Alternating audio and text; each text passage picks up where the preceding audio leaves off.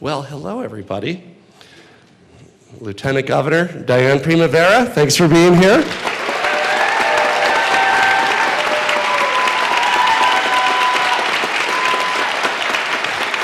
Thank you, Majority Leader Duran, Majority Leader Rodriguez, members of the Colorado General Assembly, our state executive officers, Treasurer Young, Attorney General Weiser, Secretary of State Griswold, members of the State Board of Education, where many of you know I got my start, justices of the Colorado Supreme Court, members of my cabinet, Southern Ute Tribal Chairman Baker, Ute Mountain Ute Tribal Council members, and of course, Your Excellency, Madam Speaker, and Your Excellency, Mr. Senate President.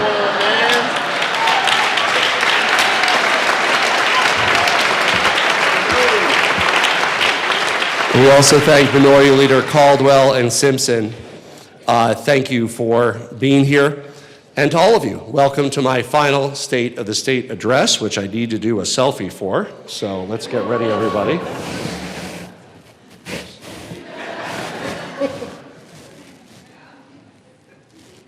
Okay. There we go. I sent it out. To my family. They're here you've been with me on this crazy journey since day one. Thank you, Marlon, for your unwavering support and for your inspiring work as Colorado's first gentleman.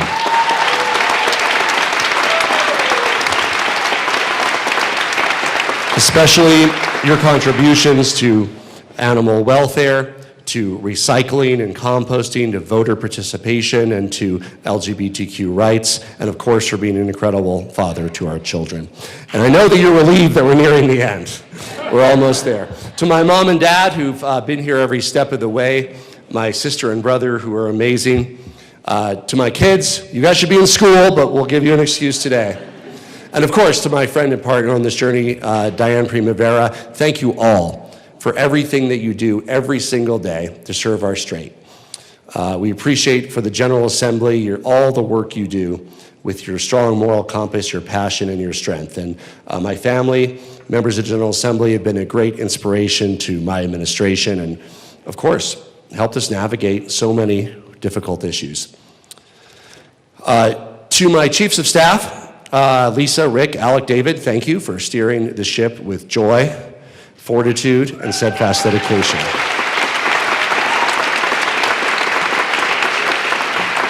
And to my senior staff, the governor's office team, our incredible team across the agencies and state government who've contributed to my administration, thank you. It's with your expertise and commitment to service that we achieved even bigger and bolder things than we could have imagined, and we're not done yet. 7 years ago, I stepped up to the plate as your governor. Baseball aficionado, gamer, tech geek, a head mostly full of hair at that point, ever hopeful Rockies fan, at least I was hopeful back then. At the time, I certainly couldn't have predicted all that we would face as a state, as a nation, as a world. Now, of course, there's all that we planned and worked for to put Colorado ahead of the curve. Shared achievements like delivering on the promise of free kindergarten and preschool, saving families thousands of dollars and giving our youngest a strong start. Building out low-cost clean energy for more Coloradans to save money on energy bills and protect our air and water while creating good-paying jobs. And making it easier and more affordable, even free in many cases, to get the skills needed to get a good job. Of course, our work breaking down barriers to housing for Coloradans at every budget level. And of course, getting rid of the budget stabilization factor and fully funding our schools.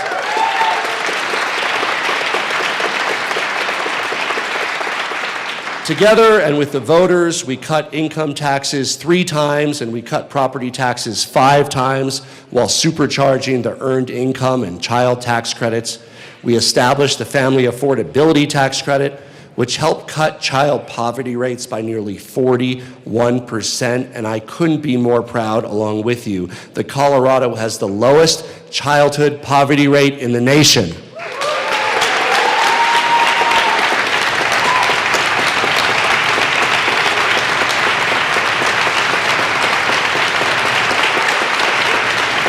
Together, we generated more than $470 million new funding a year for our roads and bridges and transit, with the vast majority going to roads and bridges. And of course, there's the pinch me moments that I've had the opportunity to work on as governor, when we seized opportunities, expected and unexpected, and called our shot to deliver monumental achievements for Colorado. Becoming the new home of the world-renowned Sundance Film Festival. Keeping the Broncos in Denver, with collaborating with Mayor Johnston, and the revitalization of Burnham Yard. Other moments, like standing atop Fisher's Peak, Colorado's 42nd state park, I encourage you to visit, bringing the MLB All-Star Game to Colorado, which boosted our economy as the world recovered from a pandemic. Of course, receiving Colorado's first COVID vaccine shipment, marking a historic and scientific achievement, and of course, a return to life lived together. Celebrating President Biden's designation of Camp Hale as a national monument, an effort that I helped begin more than 15 years ago during my time in Congress. And first pup Gia, who's here with us also today in Marlon's lap, accompanied me to that signing at Camp Hale. And the Denver Post front page picture ignored Senator Bennett and Senator Hickenlooper and me. It just had our legs, but front and center was Gia, front and center at Camp Hale. Earning national recognition as the epicenter of quantum computing technology, which work continues, and I appreciate the bipartisan work of this chamber. And of course, amid those moments of celebration, there's also the curveballs that come with the job, the unforeseen events that altered and shaped the trajectory of Colorado forever. COVID was unlike anything we'd faced before. And while the world was plunged into uncertainty, we came together to support our brave and dedicated doctors and nurses and frontline workers, and charted a path forward to make sure we didn't exceed hospital capacity. At the height of the pandemic, I held 3 press conferences a week to help explain Coloradans, frankly, what we knew and of course what we didn't know at any given time. Leading with data and science, we shared the most up-to-date information to empower Coloradans to make informed decisions, weigh their risks, and choose how best to protect themselves and their families. And when Washington told states to figure it out for themselves, we all stepped up for Colorado. We quickly expanded life-saving tests, PPE, and when they were finally available, thanks to President Trump's Operation Warp Speed, vaccines too, and pushed hard to be one of the first states to safely get our schools and economy back up and running.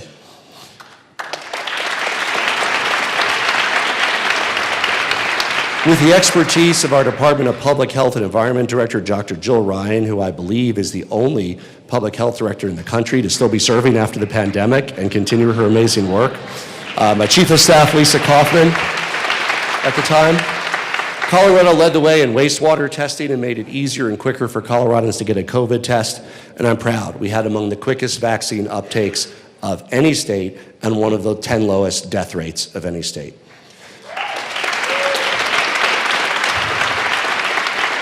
In the middle of it all, we came together, the legislature meeting under extraordinary conditions to deliver on promises we made long before the pandemic hit.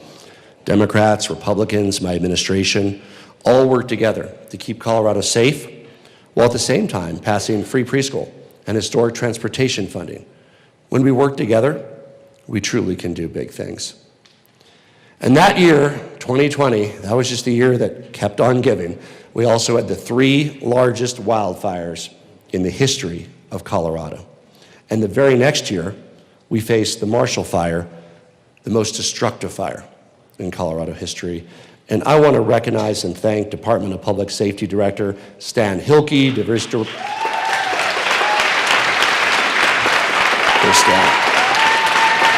Stan.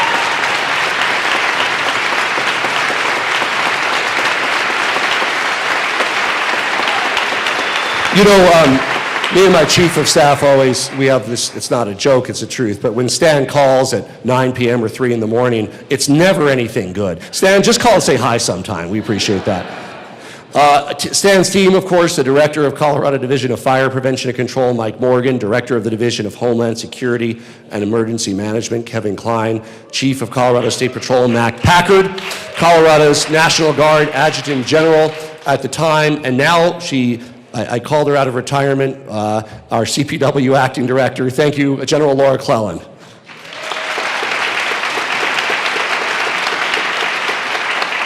You know, there's so many Coloradans at so many levels that contributed during that difficult time period, from nurses, from volunteers to community leaders, to get Colorado through our most trying time. During my governorship, we've also witnessed horrific mass shootings at the STEM School in Highlands Ranch, Club Q in Colorado Springs, King Soopers in Boulder, and most recently at Evergreen High School. We've also endured a horrific anti-Semitic attack on Pearl Street Mall in Boulder. And grief has also struck right here in our state capital with the sudden and tragic passings of our former colleagues, Senator Faith Winter and Minority Leader Hugh McEwen. And of course, to honor their legacy, as Faith would say, we'll lift as we rise, and let's do a moment of silence for the late Senator Winter.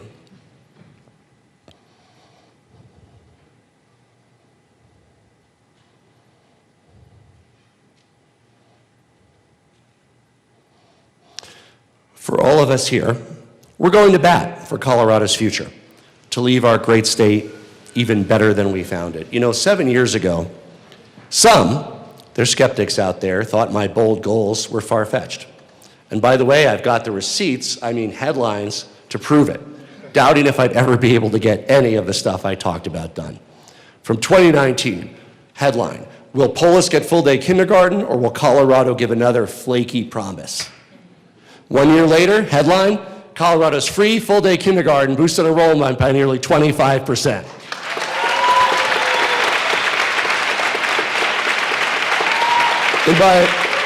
In my first year, the intrepid reporters at the Colorado Sun published a tracker of my campaign promises, and 9 News even wrote a song about it. Now, I really appreciate the press holding us accountable for my bold goals, although I did notice that they stopped keeping track because it's simply not as exciting when we keep delivering on our promises.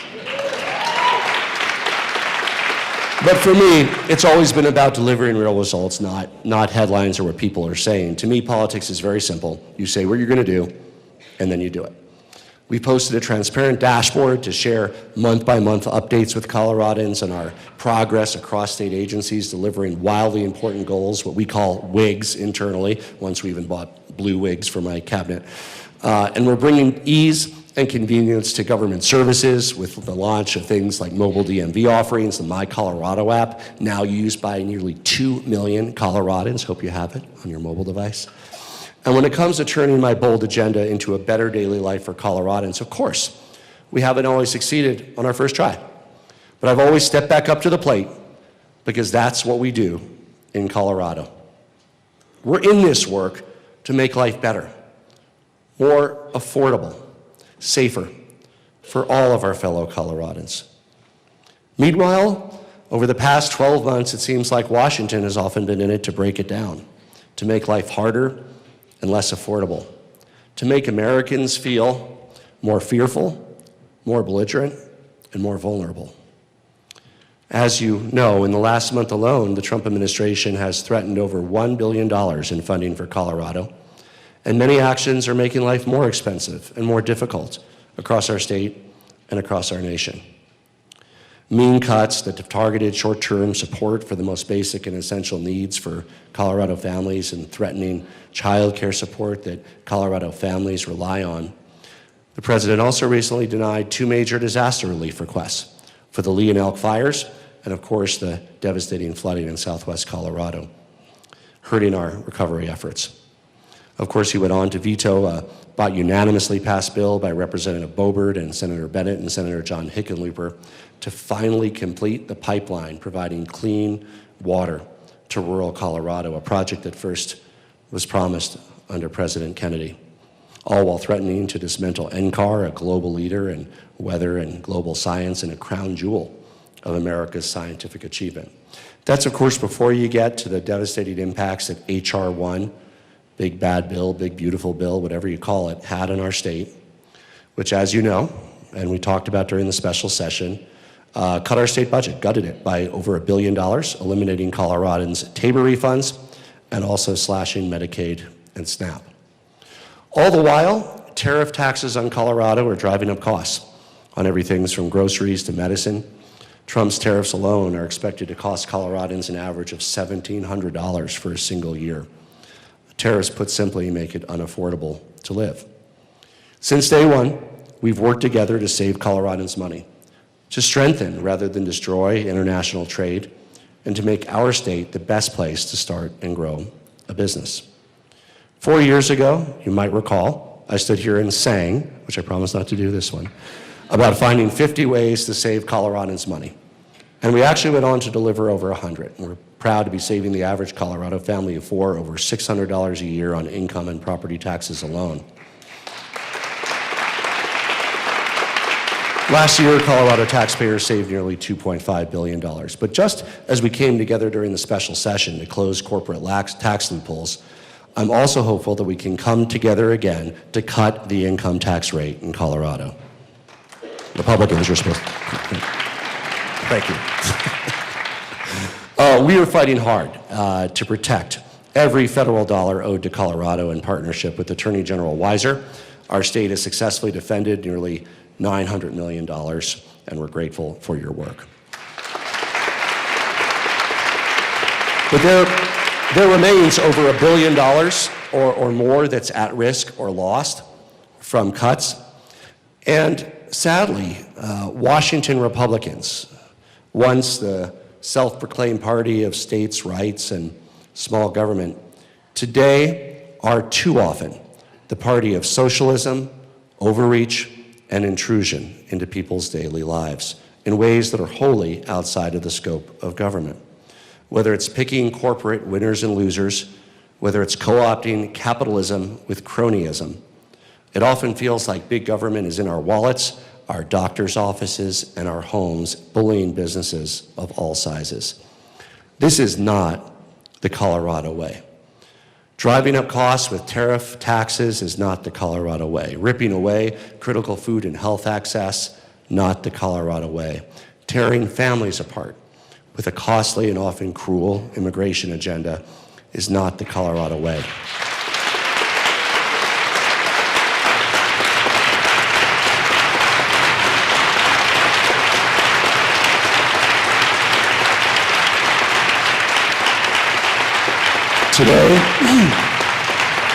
Today, nearly 75% of people that are being held in immigration detention centers have no criminal history.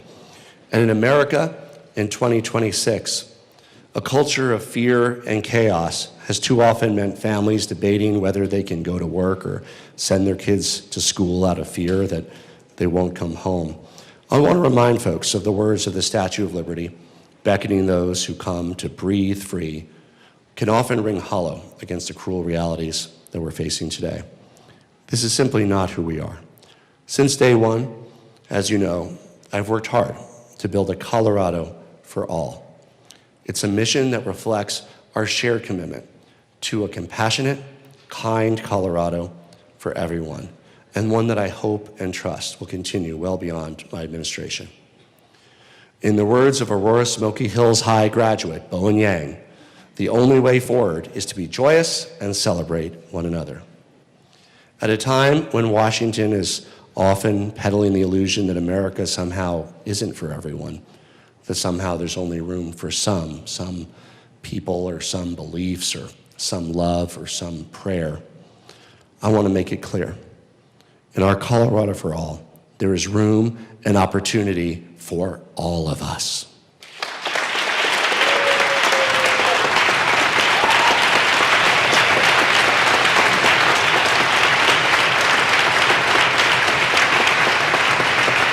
Here, we welcome immigrants and refugees who follow our laws and seek to build a better life, who strengthen our economy and enrich our communities under the shelter of our democracy. In our Colorado for All, an attack on one of us is an attack on all of us. In our Colorado for All, we safeguard our fundamental freedoms, protecting the right to be who you are, to marry who you love, and to choose when or if to start a family.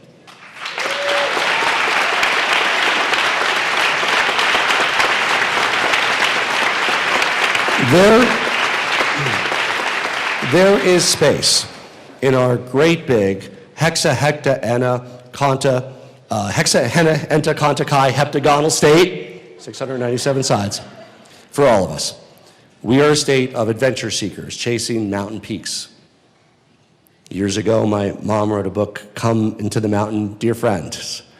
We're a state of wide-eyed entrepreneurs, of artists, of devout Coloradans of faith, of poets, of vegans, of soccer moms and ultimate Frisbee dads, of hunters and of union workers, of farmers and of ranchers, and yes, of immigrants and refugees.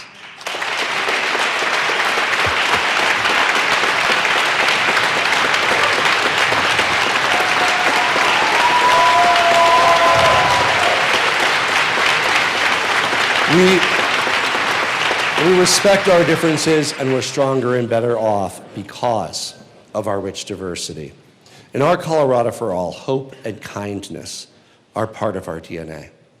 The legacy of Jane Goodall, who had a special place in her heart for Colorado, lives on as we take inspiration from her words. Hope does not deny evil, but is a response to it. Hateful and divisive rhetoric often doesn't stop at words.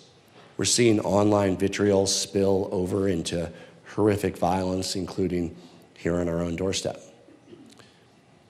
You know, we refuse to sit idly by as a culture of targeting our fellow human beings festers in this country that we love. In words and in actions, we must reject the politics of division and the poison of blind hatred by doubling down on respect, kindness, compassion, and truly learn to disagree better.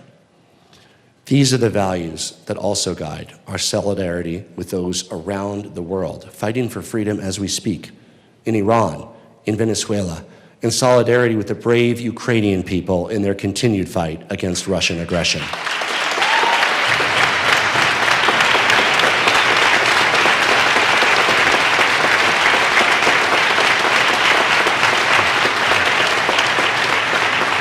In my first State of the State address, I shared a story of a conversation Marlon and I had with our kids. Our then 6-year-old wanted to know what the difference was between the various political parties. And at the end, we went over to his 4-year-old sibling and asked, "What political party are you?"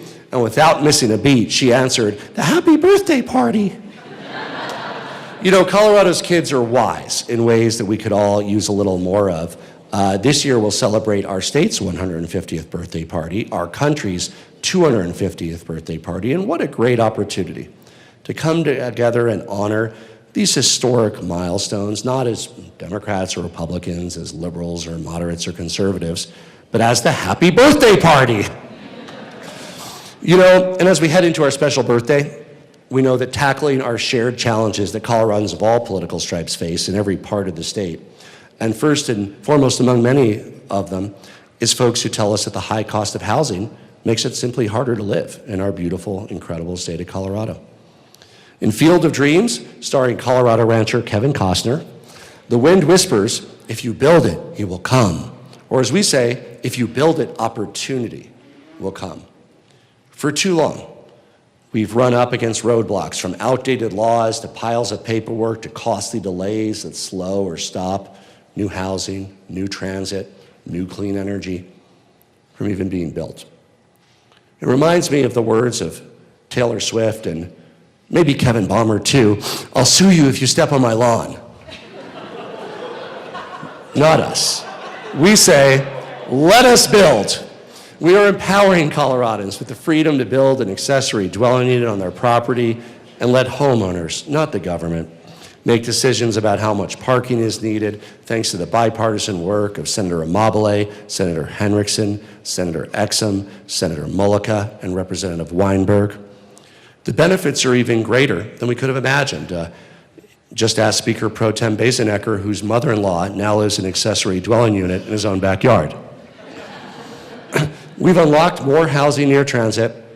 We've opened the door to single or smart stair homes, and we've broken down barriers to low-cost modular housing thanks to the work of Speaker Pro Tem Basenecker, Representative Woodrow, alongside Senator Ball and Senator Bridges.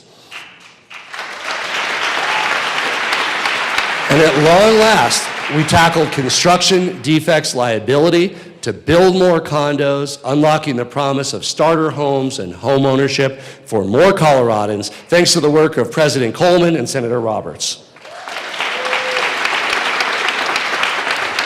And you know, we put our skin in the game, speeding up contracting times through the Department of Local Affairs, with our department now turning around contracts for new housing in 33 days, down from 61 days 2 years ago, under Maria de Cambra's leadership, in partnership with the Housing Consortium. She helped launch the Innovative Housing Hub to make it easier to apply for affordable rental housing tax credits. We've stood up the Educator First initiative to help 3,000 teachers buy their first home, thanks to the work of Senator Amabile and Frizzell and Representative Lukens. Through Proposition 123, we built over 10,000 new homes across the state, including in rural communities who are building affordable housing for the very first time.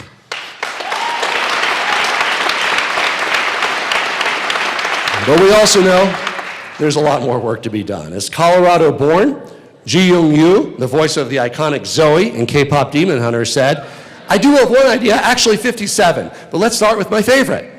I share Zoe's enthusiasm when I think of the 57 or more ways we can unblock more housing at a lower cost. And this year, we want to help make sure the local governments have the resources they need to build and improve bus and train stations and to pair these investments with housing near transit. I want to thank Speaker McCluskey and Representative Woodrow, Senator Roberts, and Senator Exum for taking this important issue on.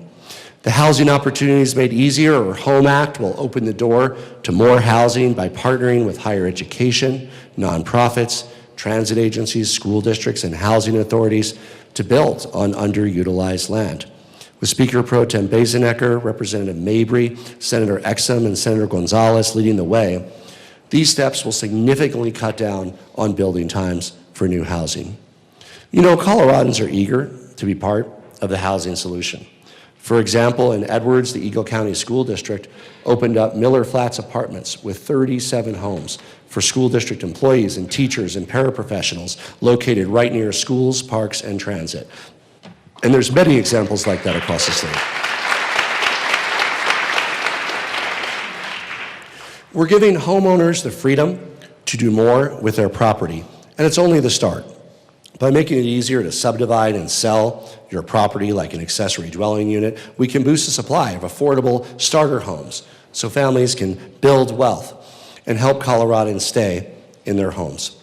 Together, we've worked hard to make the senior homestead exemption flexible and portable to help seniors downsize and also free up homes for growing families. And of course, this year, we must make good on our promise to seniors by funding the senior homestead exemption.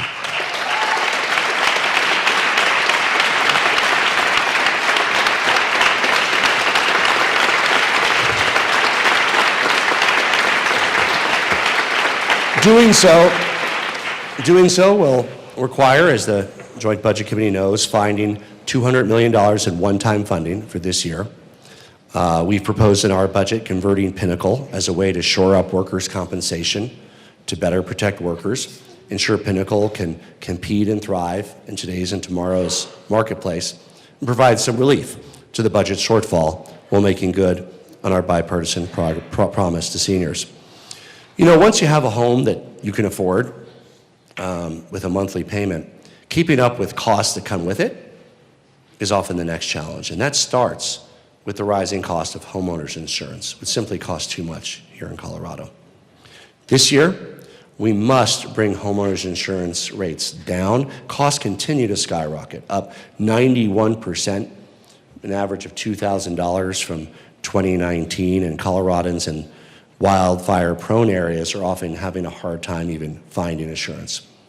Now, that's largely a function, almost entirely a function, of hail damage and fire damage claims increasing. But there are tools at our fingertips that can and will help bring down homeowners' insurance rates for Coloradans.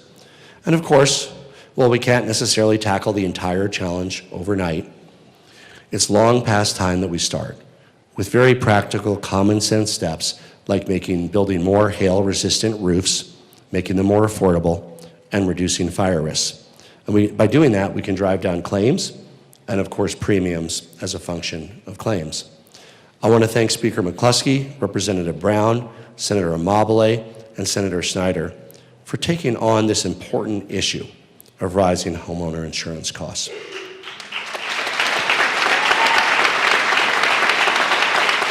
You know, the more we do to bring down costs, the more opportunity opens up for Coloradans in the ways that matter the most: where we live, how we spend our time, how we spend our money.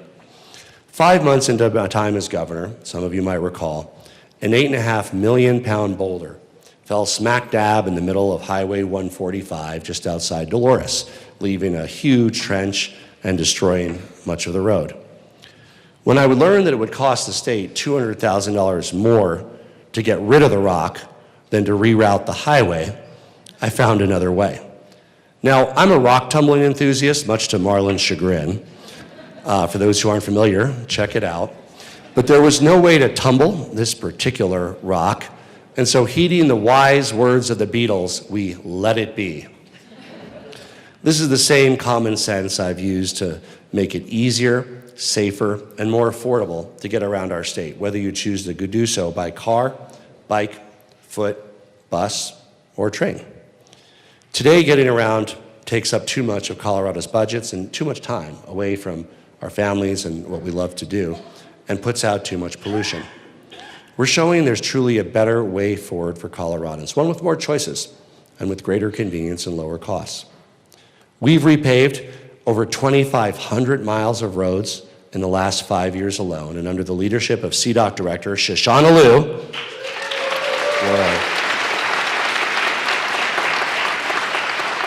we've tackled long neglected projects, including Floyd Hill, to finally get drivers over Floyd Hill safely and quickly. I know it'll be done soon.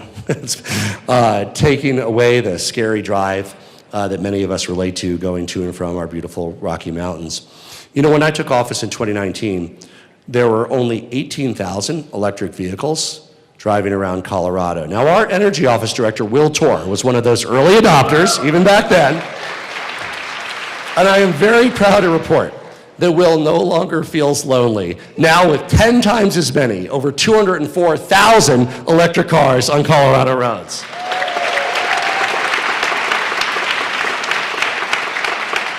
We are #1 nationally for percentage of electric vehicle sales, and by embracing these clean, quiet, fun-to-drive cars, we've cut emissions by almost 600,000 tons of carbon dioxide every year, and we continue to work on this. And folks, we got this done because of policy. Working with Senator Weissman, we want to continue to make it even more affordable to get an electric vehicle by directing savings to lower cost electric vehicles. And of course, the lion's share of additional transportation funding we've secured has gone to roads and bridges, but we know that we can't just build our way out of the congestion that's robbing too many Coloradans of our precious free time and money. And that's why we've also supercharged state support for transit and getting around. We're blazing a trail on cost-efficient passenger rail, and we're doing it in record time with a new lease and access agreement to begin mountain passenger rail service through the Moffett Tunnel. We're turning the promise of daily, year-round service from Denver to Craig into a reality, with the first routes from Denver to Granby kicking off about a year from now.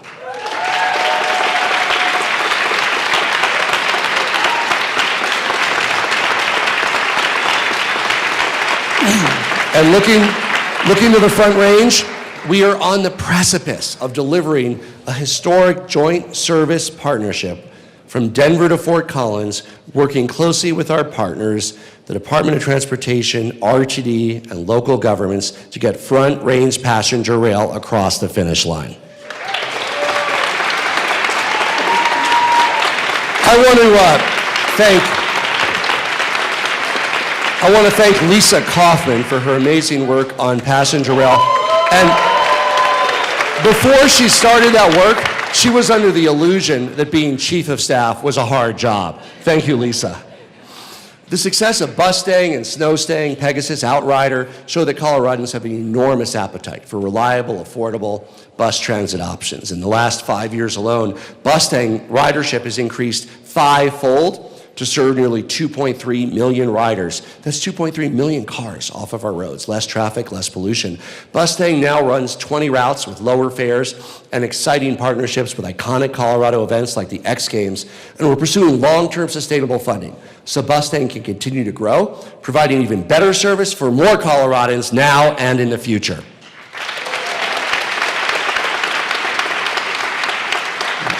We are making major progress, but we all know the reality is until we have a world-class metro area transit agency with RTD, we simply cannot meet our climate, affordability, or convenience goals. And this begins with governance changes, increased accountability and transparency, and a stronger partnership between the cities it serves and the transit agency. And I want to thank Senator Ball, Senator Judah, Representative Froelich, and the late Senator Winter, along with Maria Garcia Berry and the Accountability Committee, for putting together a thoughtful and effective approach for how we can truly realize a world-class transit agency for our population centers.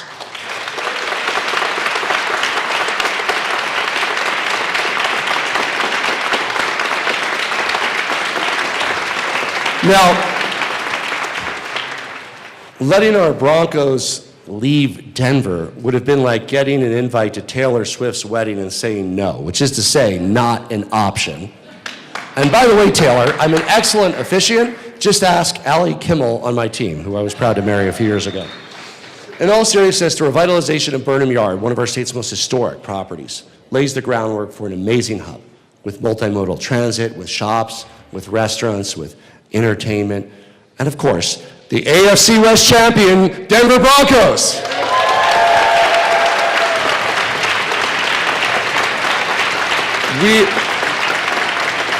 We're going to beat the Bills this Saturday, and of course, fully expect for you to join us in hosting a Super Bowl parade this next February. You know, we're looking at every piece of the puzzle to make it safer and more affordable to get where you want to go. Today, high auto insurance rates, the 5th highest nationally, lead to far too many uninsured drivers, making our roads less safe and further driving up costs. That's why I launched our roadmap to reduce auto insurance premiums, an action plan to improve road safety and lower auto insurance costs. And by more than doubling the number of wildlife crossings statewide to more than 70, including the world's largest wildlife crossing in Greenland. No, not that Greenland, Greenland, Colorado. Leave the other Greenland alone. We are reducing wildlife collisions.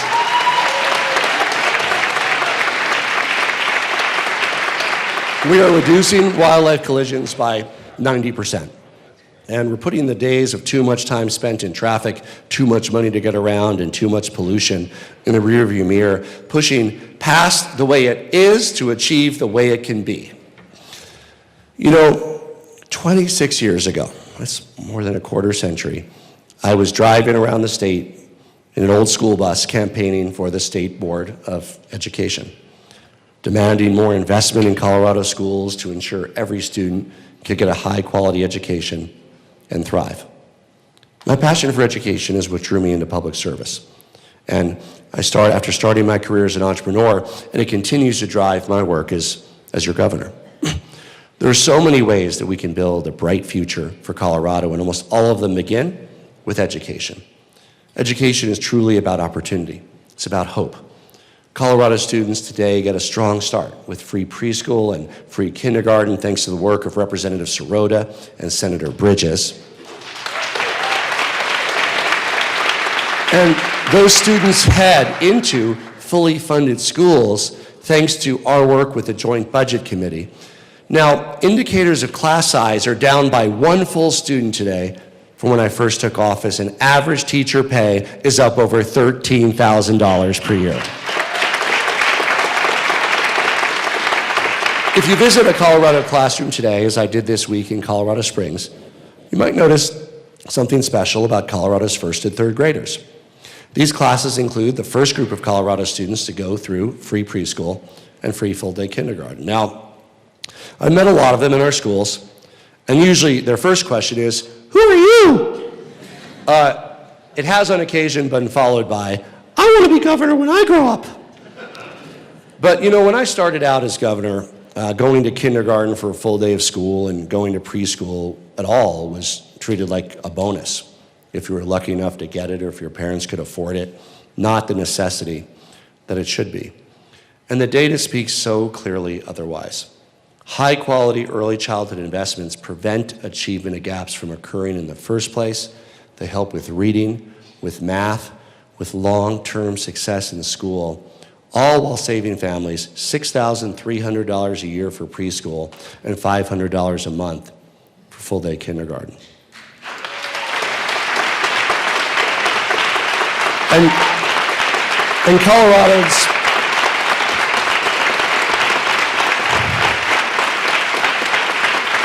And Coloradans were eager to raise their hands and sign up for preschool and kindergarten, catapulting Colorado from 27th nationally in preschool enrollment to 3rd in our very first year under the leadership of Dr. Lisa Roy.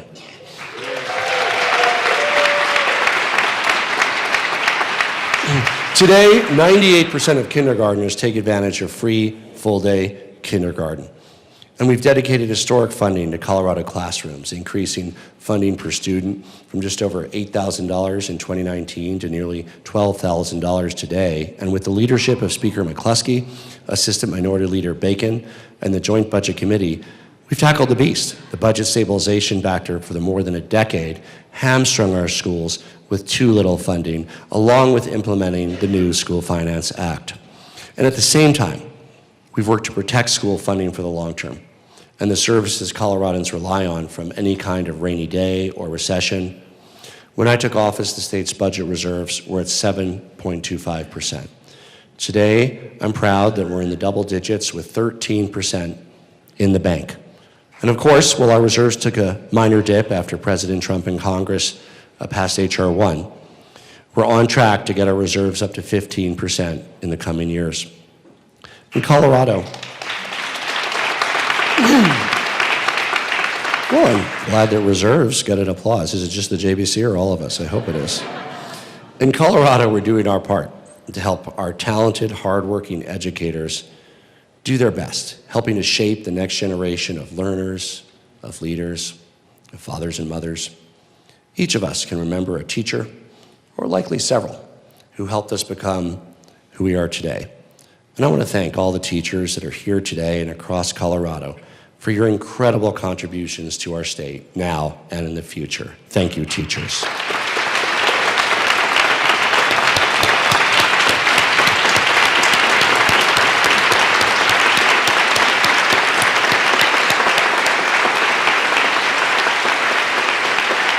Now, a good education gives students a head start right out of the box, and high-quality skills and workforce development help Coloradans cross home plate to a good job. You know, last year, Colorado high school students enrolled in a record 146,000 courses through our community college system, earning college credit before graduating and saving over $71 million in tuition costs, as well as saving time. Today, we're joined by Mariah, a nursing student at CSU Pueblo, who, thanks to concurrent enrollment opportunities, Mariah earned 2 credentials and completed the first 3 years of her bachelor's degree while still in high school at Swallows Charter Academy in Pueblo.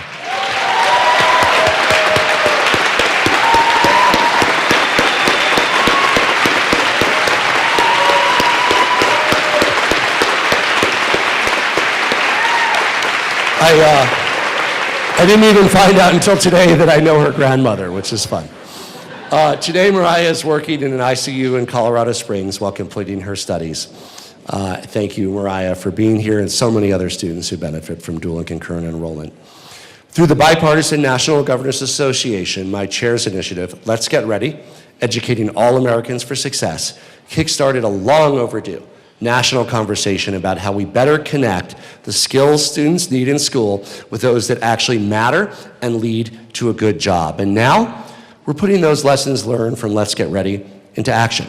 Alongside 6 other states led by both Democrats and Republican governors, we're tracking student readiness in real time with a new dashboard that can move accurate and quick information to help make sure that students are ready and successful for whatever comes next, whether it's higher education or career or more job or workforce training or apprenticeships.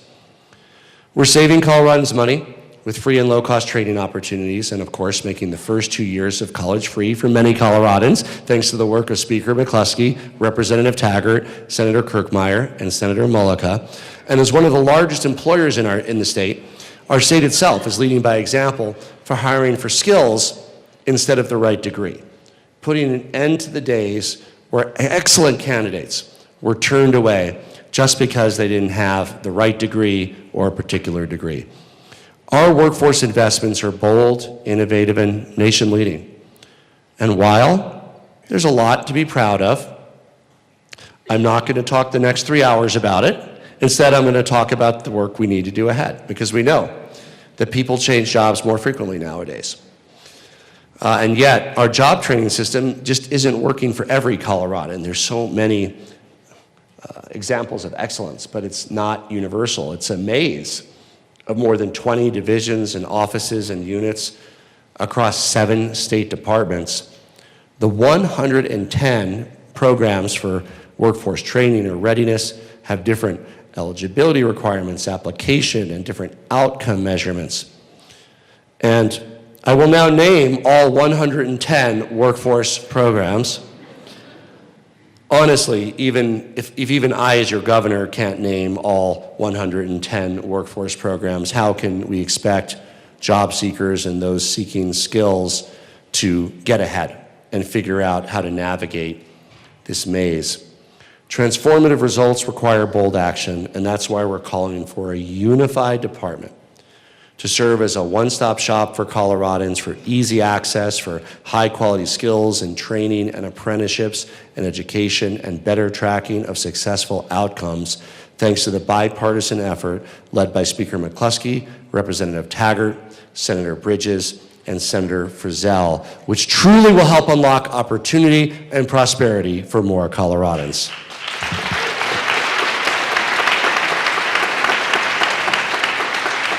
Helping Coloradans get job ready is another way we're making Colorado the best place to work and to do business. And today, we're proudly home to a very strong business-friendly ecosystem.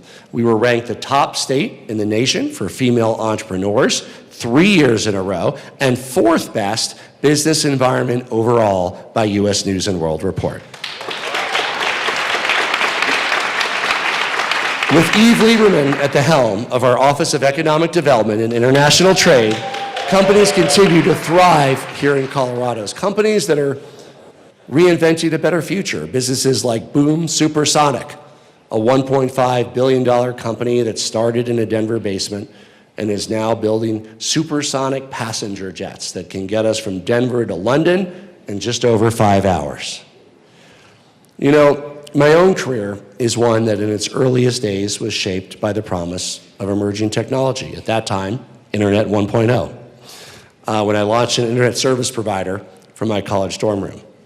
This experience taught me a lot about how technology is a tool and must be used to maximize opportunity and innovation. Along those same lines, artificial intelligence has tremendous potential, but I assure you, did not write this speech. We must act thoughtfully to really embrace that amazing innovation while empowering and protecting consumers. Today, we're called upon to ensure Colorado remains a leading state for artificial intelligence, for consumers, for businesses of all sizes. And now is the time to get together in a way that drives innovation and, of course, protects our fellow Coloradans. In my time as governor, one of the greatest honors has been serving alongside the talented men and women who work for the state government, over 30,000. We're fortunate, and we're all fortunate as Colorado residents, to have passionate, dedicated Coloradans many of whom will outlast your service, outlast my service, taking on the most difficult challenges we face, bringing creativity and a commitment to their daily work every single day on behalf of us.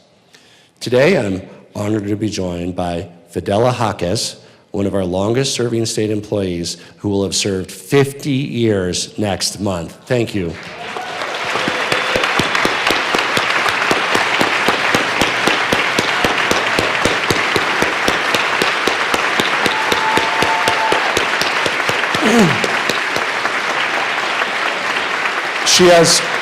She's worked across the Department of Public Safety and Transportation and Revenue, and of course she's also been a wonderful mentor of her fellow state employees.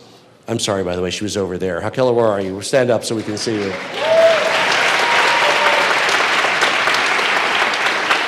And thank you for mentoring and bringing, and I asked her, I said, are you anywhere near retirement? And she said, no way. Thank you for the impact that you're making. The members of this body and I have term limits, but we're very grateful that you don't, and you're able to continue to bring your experience to a new generation.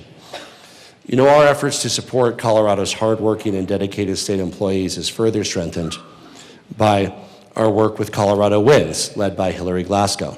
I want to thank Hillary and her team, including President Diane Byrne, who's here with us today, for your passionate advocacy and work on behalf of our workforce, for our partnership throughout my administration and governorship with our state employees. You know, since day one, I've taken on special interests and tackled challenges that critics say could never be solved. And when it comes to healthcare, I would measure our accomplishments against any state in the nation, but it's very difficult to make real change. And of course, under the leadership of Lieutenant Governor Diane Primavera and our Office of Saving People on Money, we've tallied nearly $3 billion in savings for Coloradans, even as national costs continue to increase.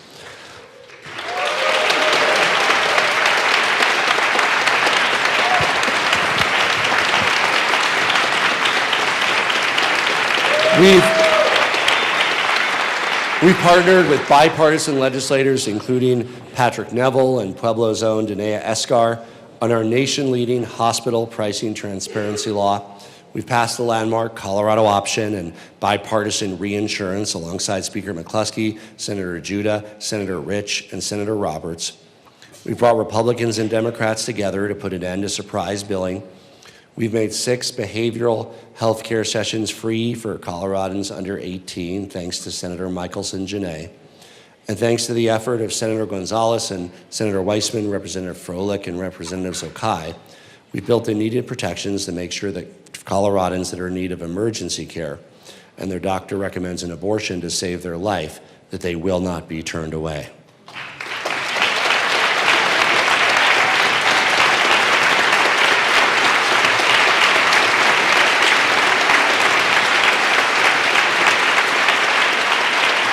With the leadership of Division of Insurance Commissioner Mike Conway, we've created a first-in-the-nation group that's finally capping the cost of the most expensive drugs. And we strongly suspect that we're on the right track because we've already been sued twice by Big Pharma.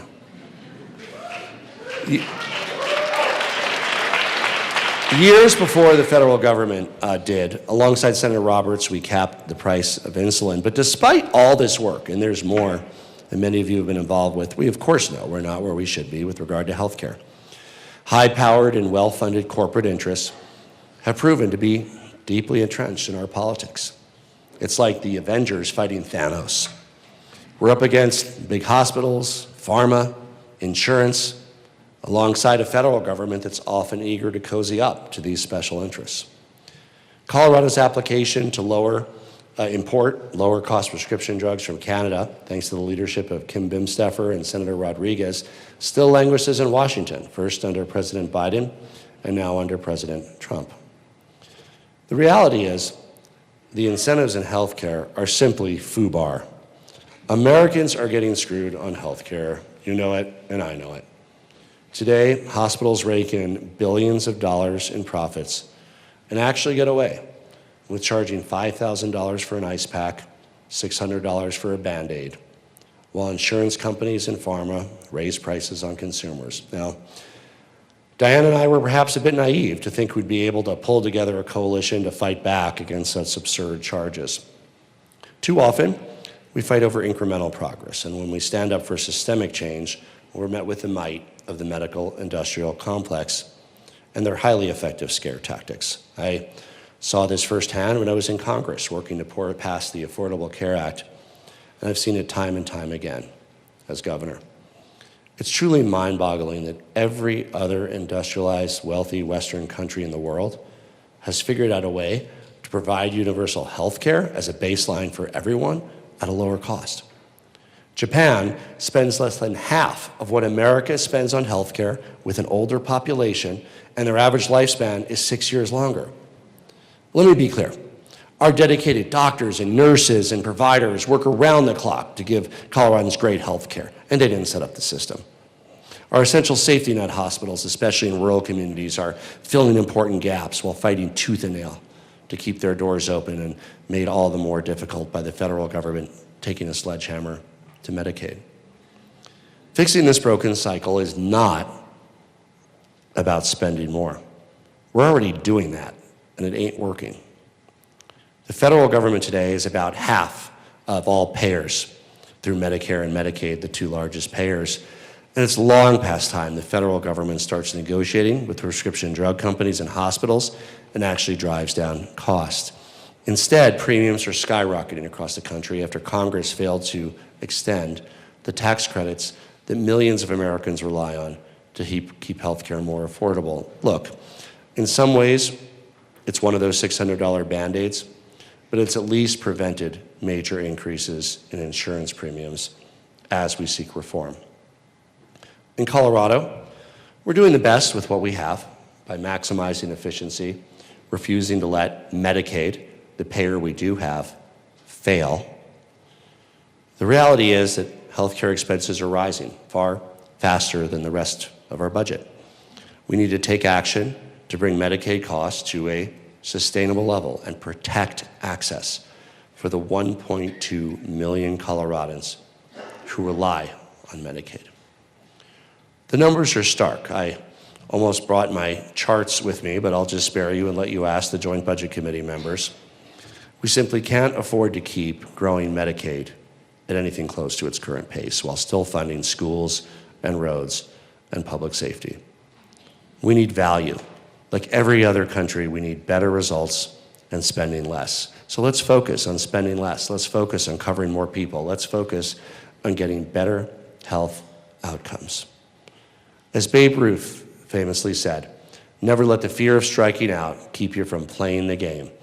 And let me be clear, we've been in this game, and with you, we are truly giving it our all. But when it comes to healthcare, special interests like big hospitals, big pharma, big insurance, pharmacy benefit managers, you name it, have far too much influence and are often the umpires and call pitches the way that they like. We will continue fighting for Coloradans, but ultimately, we need Washington to step up and take real action on a real solution.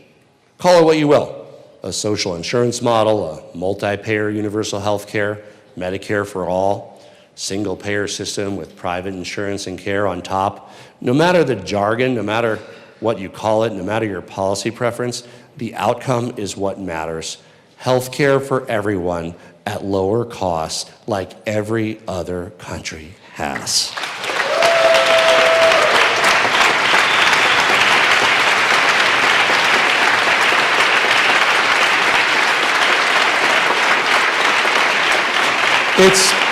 It's long past time that Washington got on the side of hardworking Americans and out of the pockets of special interests. But just like our health, our safety is absolutely critical to being able to live a good life. And when I set the bold goal to make Colorado one of the 10 safest states of the nation, we got right to work, taking data-driven, common sense steps to prevent crime in the first place, better equip law enforcement, and crack down on crime. And we're seeing real progress. A new report from our Division of Criminal Justice shows that in the past year, violent crime is down over 13%, property crime is down 18%, which means 14,000 fewer victims of crime. Through targeted investment and increased penalties, we've achieved a 61% decrease in auto theft over the last 4 years. In a single year, we've seen a 95% decline in catalytic converter theft in Denver. Thanks to the support of voters, we're boosting state support for local law enforcement through Proposition 130, which I supported. This year, the first round of $15 million in funding will go to local law enforcement to boost recruitment, retention, and training.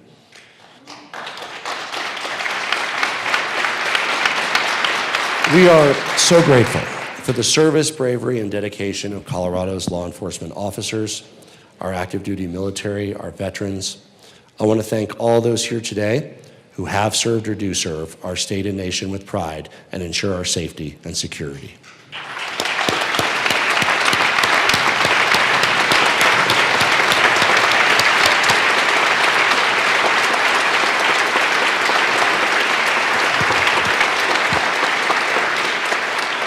Keeping Coloradans safer includes better preparing for, preventing for, and responding to the year-round threat of wildfires. And I'm proud that we've worked to expand Colorado's arsenal of firefighting tools, including our state-owned helicopters like the Firehawk and multi-mission aircraft, fire engines, crews, contracted air tankers, to make sure that we can quickly and decisively act whenever and wherever a fire breaks out. Our National Guard service members have been on the front lines, on the ground and in the air, in the aftermath of Colorado's devastating fires and floods, always at the ready.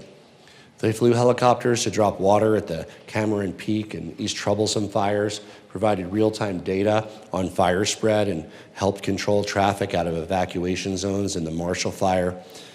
These are the missions that matter for our communities, and I want to recognize the bravery and commitment to service that exemplify our Colorado National Guard under General Bob Davis, and show our respect for their commitment to keep us safe.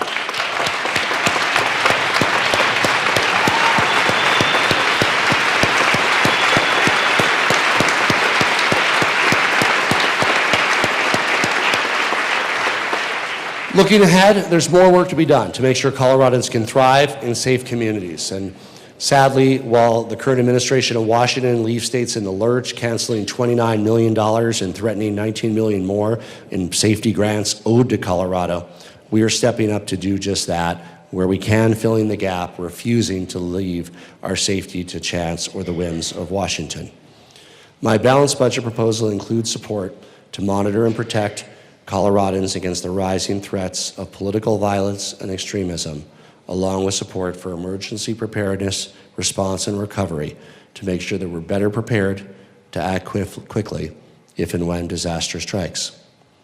Once again, this is work that we have normally counted on a strong federal partnership for, but now we know that Washington is threatening some of this very funding.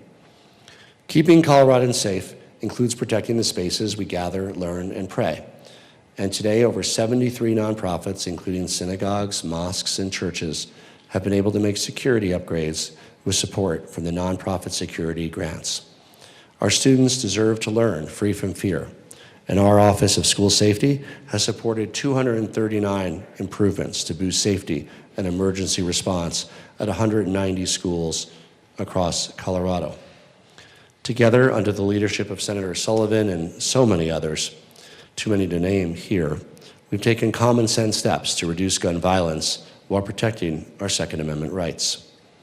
The nation-leading red flag law has been enforced over 478 times to protect Coloradans and our communities.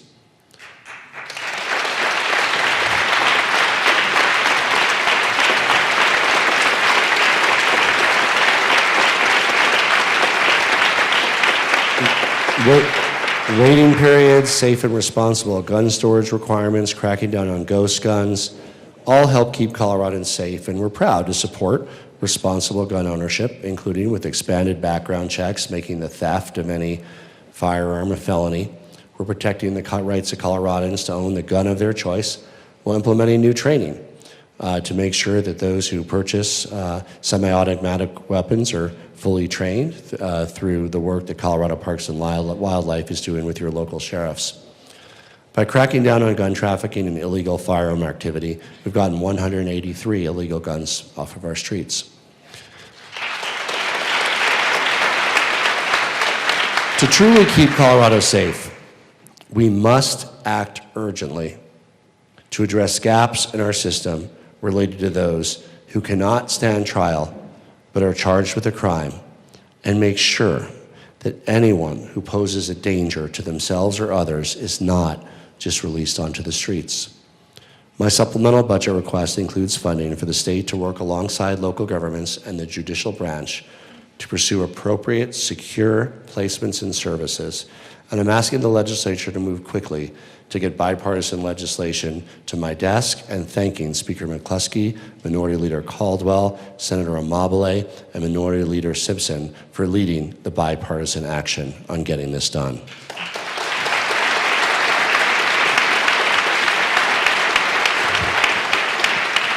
Delivering real results for Coloradans is as much about our values as it is about making life easier and more affordable. And together we're showing that it is possible to cut pollution, to lower costs, to spur innovation. By cutting pollution, we're cleaning up our air in ways that we can see and ways that we can feel, helping to reduce bad air quality days, which are down from 65 days in 2021 to 30 days in 2025, which my dad in particular really appreciates.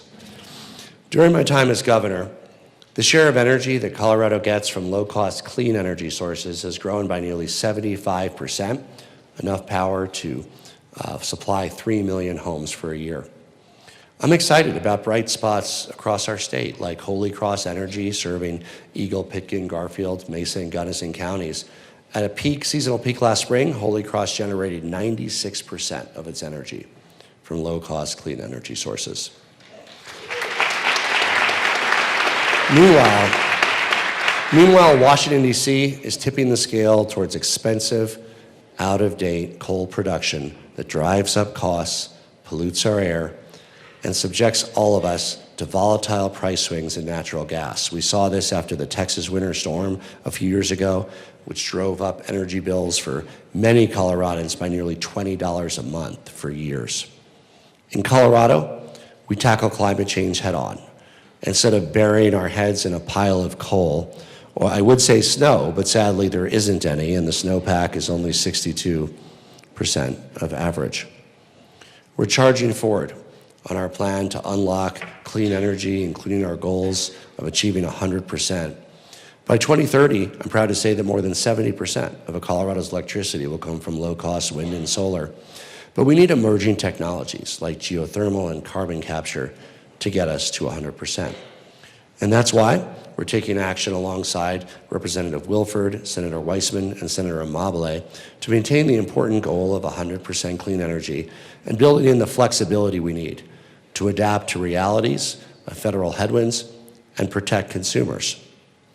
Now is the time to support innovation, to build more of what's needed to power our homes and businesses, including power lines and clean power plants.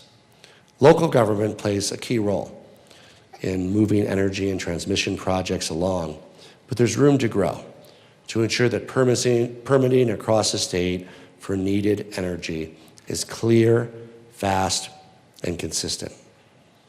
Long before my time as governor, the oil and gas wars plagued our state. Colorado's patchwork regulatory environment had few meaningful standards. At best, Coloradans had to worry if oil and gas would be able to drill in their backyard or literally in their living room. For too many Coloradans, this worry became their reality. Even today, the devastating Enterprise pipeline gasoline spill still impacts the southern Indian tribe land, showing us the importance of safety.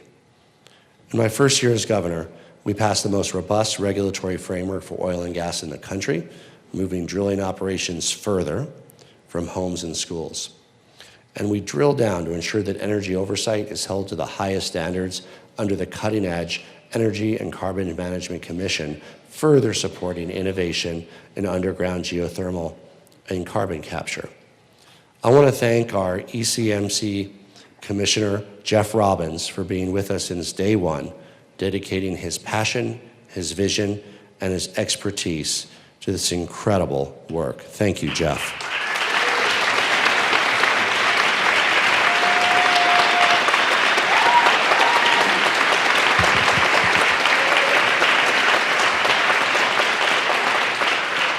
I also want to thank Erin Martinez, who bravely shared her story after her home tragically exploded from an undetected gas leak from drilling operations near her, killing her husband and her brother. And of course, all those who worked to pave the way for a safer future for Colorado. And I would add the apocalyptic warnings that our gold standard rules would somehow shut down the oil and gas industry in Colorado have proven to be completely unfounded.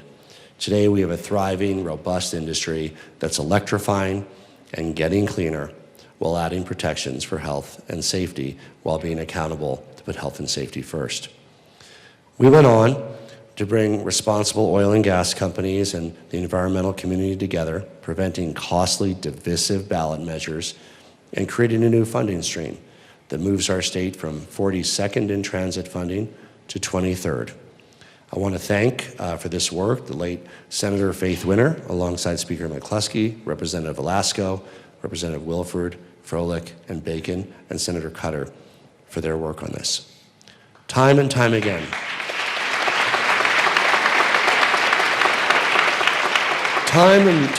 we've worked together to tackle the complex challenges we face and chart a sustainable, affordable path forward for Colorado. From securing our water future to protecting our wildlife and conserving our public lands, we're taking these lessons with us to prepare for and build resilience for a hotter, drier climate. Under the leadership of Department of Natural Resources Director Dan Gibbs,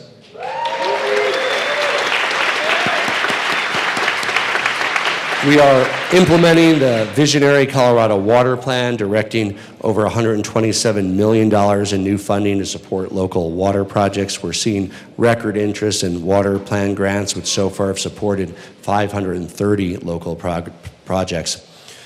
Agriculture is often on the front lines of the drought, and we are proud to be helping the next generation of producers get the tools and training needed to adapt to a changing climate, a changing water reality, from water plan grants to the transformative work led by Ag Commissioner Kate Greenberg, who isn't here because she just gave birth to her first child 3 days ago.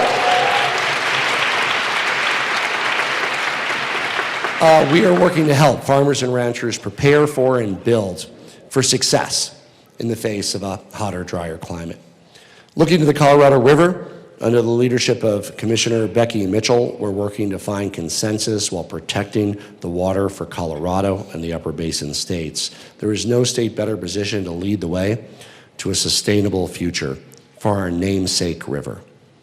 In light of the pine beetle outbreaks spreading across the Front Range and foothills, we're stepping up to reduce the most harmful impacts, fire risk, and protect our communities and forests, and of course, key water sources. We're also stepping up to support our pollinators, the workhorses of our ecosystems who are responsible for 1 in every 3 bites of food we eat. Together, we're building on our work to protect pollinators from threats faced, including from some pesticides, including working this year with Senator Kipp and Senator Wallace.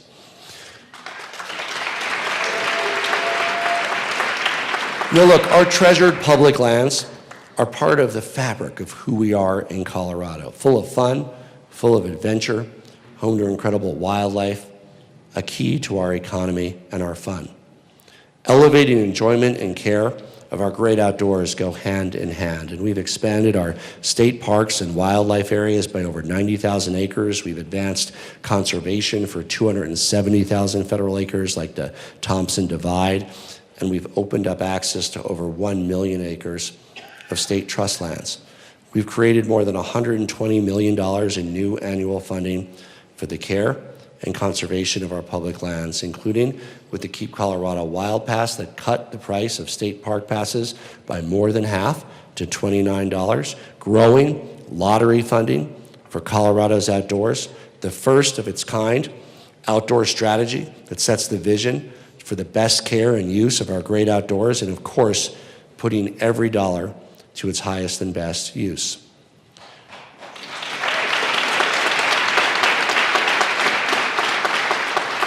The moving words of America the Beautiful have connected generations to Colorado's Purple Mountains majesty, inspired by the beauty of Pikes Peak, where I was just a few days ago. We're working to ensure that America's mountain remains as central to Colorado's future as it is to our nation's. Through Colorado Parks and Wildlife's partnership with the City of Colorado Springs, Mayor Yemi, Colorado Springs Utility, the U.S. Forest Service, Great Outdoors Colorado, county and city and local leaders in the Outdoor Pikes Peak Initiative and the Pikes Peak Outdoor Recreation Alliance, we're expanding opportunities, including new campgrounds, new trails, better facilities maintenance, for Coloradans and those who visit us to enjoy and protect this hallowed and inspirational place for generations to come. And as we look ahead to our state's 150th birthday, what better way to honor Colorado's proud history and build towards a bright future than by elevating the care, conservation, and enjoyment of our most iconic wild spaces. Our state's milestone year is also a milestone year for some of us, including me, who are embarking on our last year in this building, along with many of you. And I've truly enjoyed working with everyone here in this chamber, well, almost everyone, as well as those who came before. And I want to recognize all of the legislators whose terms have matched up with mine and will be entering their final session. Congratulations to my fellow members of the class of 2026.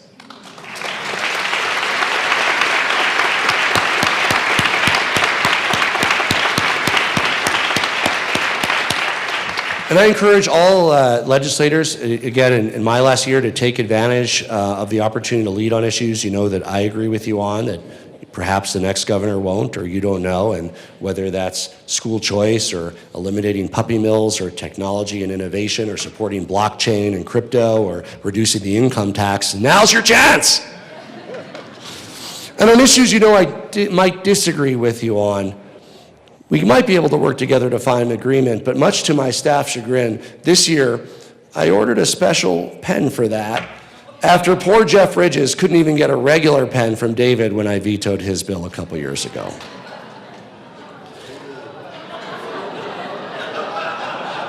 At least you deserve a keepsake if that happens.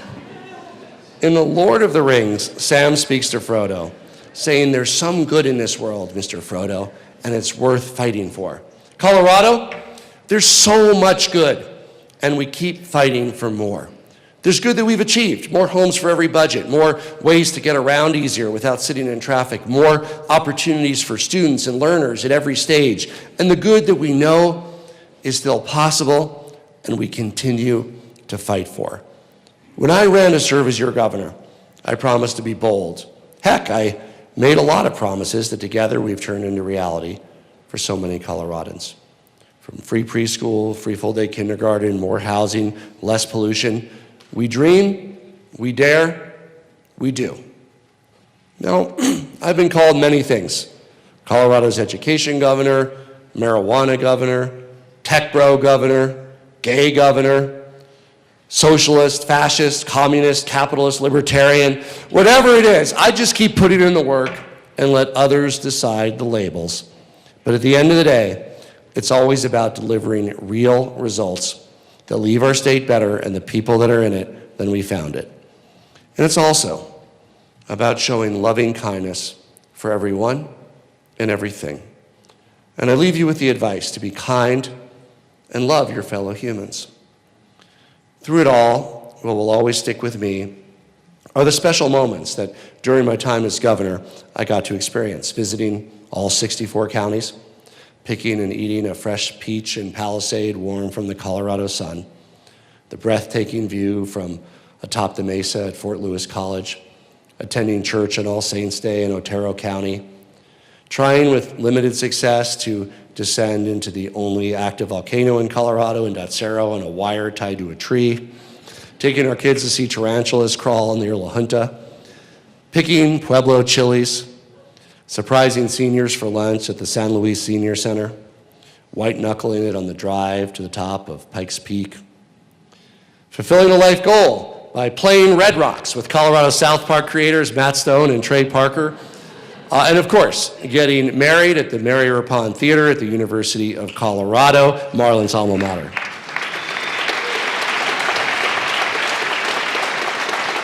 Moments like speaking at the first preschool graduation ceremony for the class of, they were a little bit more squirrely than you all during my speech, but it was also a little bit shorter. Reading to the first class of full-day kindergartners, and of course, the people of Colorado, of course, also my cabinet, including those who have been here since the beginning, and I've named many of them. You noticed I worked their names into the speech. I want to acknowledge and thank the others, including Joe Barella, Michelle Barnes, Patty Salazar, and Tony Girandini, who've been there since the start. Thank you.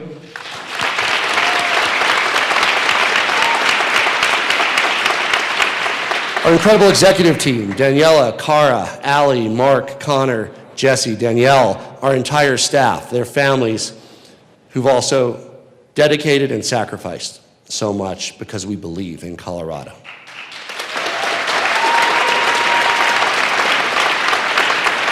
Our beautiful, spectacular Colorado is matched only by the heart, the ingenuity, the creativity, the love, and kindness of those who call our state home. 7 years ago, I joined you all in delivering my first State of the State address and shared what an honor it is to be your governor. In the time since, forces beyond us have shaped our reality in many ways. A once-in-a-century pandemic, widespread inflation, the biggest and most destructive fires in our state history, an unpredictable federal landscape, a massive wormhole connecting to the abyss with an upside-down version of Colorado, and our only hope, a group of Dungeons and Dragons playing teenagers. Maybe not that one. But despite it all, we faced our challenges head on, never lost sight of our values or what makes us who we are. We've stared down the abyss. We've destroyed our metaphorical Vecnas and delivered big, bold progress for Colorado while rolling a natural 20 on Landing Sundance, the All-Star Game, and the Quantum Accelerator.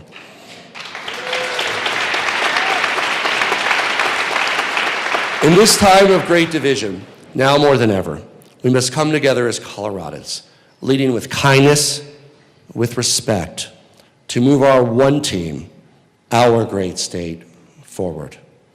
The state of our state is strong, resilient, loving, kind, innovative, free, and ever bright with the promise of a Colorado for all. So long, and thanks for all the fish. God bless you all, God bless Colorado, and God bless the United States of America.